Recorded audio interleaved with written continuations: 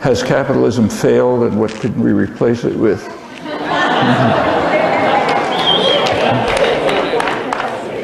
You can't fail unless you start. Capitalism never started. I mean, I won't run through the history of the United States, but take Adam Smith, who I quoted before. He had recommendations for the United States. He was kind of like what we would call an orthodox economist. He said the United States, he advised the United States to use its comparative advantage. Term came later, but that's what he suggested. We should, this is back in the 18th century, we should produce, you know, crops, fish, fur, and so on. And we should use superior British goods. Any economist can explain to you that that's the right thing to do. We should pursue our comparative advantage. And he said we should be careful not to try to monopolize any resources. Okay, again, go to your favorite economics department and I'll tell you that's exactly the right thing to do.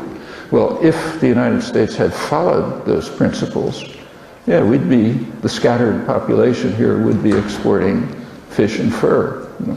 Well, what happened instead is that Alexander Hamilton, who kind of ran the economy, radically violated economic theory.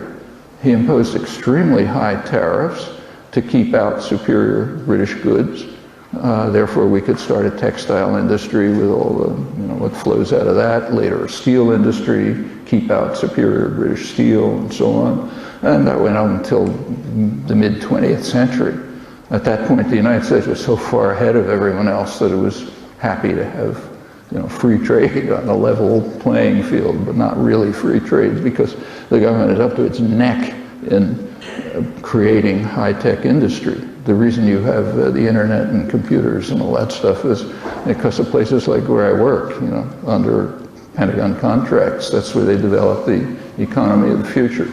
And Britain had done the same thing, and in fact every developed country has done that. The only countries that have followed the rules are the one what we call the third world. They had them rammed down their throat. So capitalism's never been started, so it can't have failed. I mean, whatever. And in fact, what we now have, has it failed? I mean, take the financial crisis. Didn't fail for the banks. Didn't fail for Goldman Sachs. In fact, as I said, they're better off than they were before.